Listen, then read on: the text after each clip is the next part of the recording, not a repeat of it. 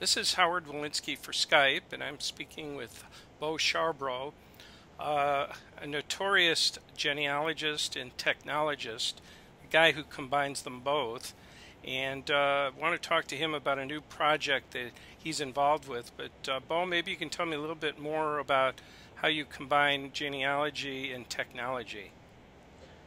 Well, it turns out that they've developed in the past independently of each other, and you find that where they collide, there are people who are familiar with the disciplines that you might be familiar with in family history, standards of evidence, typical search techniques, documentation, source citation, etc. on the one hand, and here are the technologists on the other hand who back in the mid-'80s would go to CompuServe and download the 30,000 name file with one Smith in it they thought they could connect to. We sometimes call that microwave genealogy, but we seek to put those two together so the people that have the power of the technology mastered can learn the discipline of family history research, and the people who know the discipline can learn some of the power.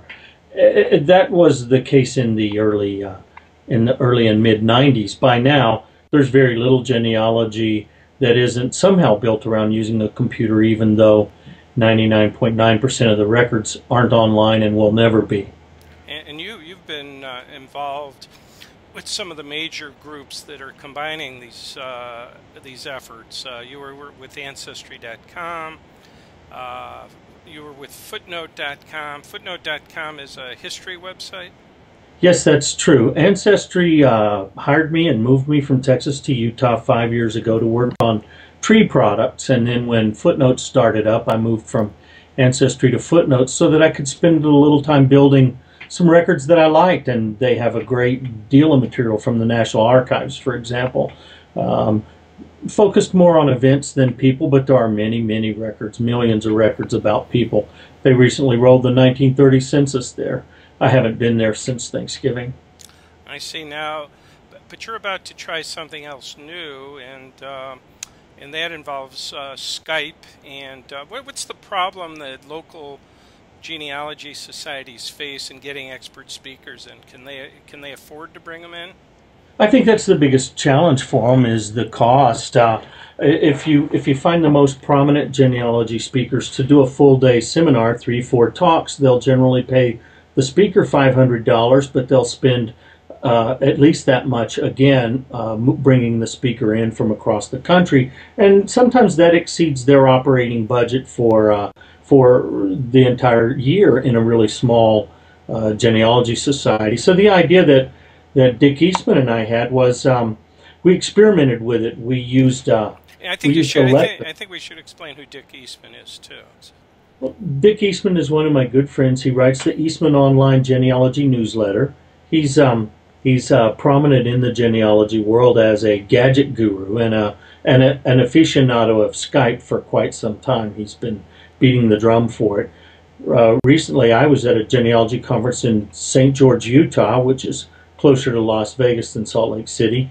Dick was in London at a genealogy conference, and we had him give a live report from the London conference at this St. George conference, and it was a great thing because Dick could see the audience could see Dick, and he could hear their questions. The room was small enough, and the microphone picked it up well enough. And we said going in that we wanted to try to use it to connect things because we felt like we could reduce the impact of distance and give some immediacy and some interactivity to some opportunities to provide high-quality programming for small societies that are too removed to be able to do it in any other way. And by the way, is the idea to project the image on the wall, or they're looking at some desktop? Yes. No, the idea is that they'd use an LCD projector and a screen on the wall to project the image, and perhaps there'd be a PowerPoint going with it. We've experimented with a Skype plugin called Yugma. I don't know if I'm saying it right, but I've experimented with it. I think it's Yugma, but you say tomato, I say tomato. So. I hear it's from some other language, and I'm lucky to get the words right in the one language I know. But to speak to what we'd like to do, typically if a speaker were in the room, they'd be projecting a PowerPoint presentation on the wall with some examples and some charts, and the idea is to make it look almost just like that, with the exception that you might see a talking head over in one corner of the screen while you're watching the same PowerPoint, hearing the same presentation, and shouting out your question. So this could be a win-win, especially for these local groups. They can save money, and the speaker can save travel time. But Sure.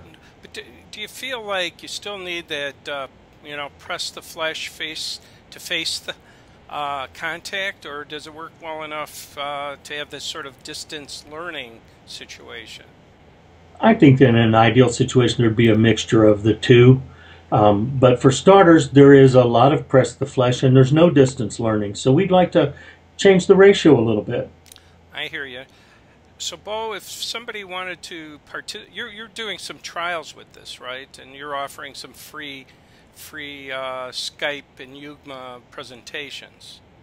That's correct. I haven't set a specific number, but I've made a few posts on Facebook and on the RootsWorks blog that I write at rootsworks.com, and I cross-posted at the unofficial Footnote blog because I wanted to try to get the widest exposure to say, yes, I'll do a talk for you for free.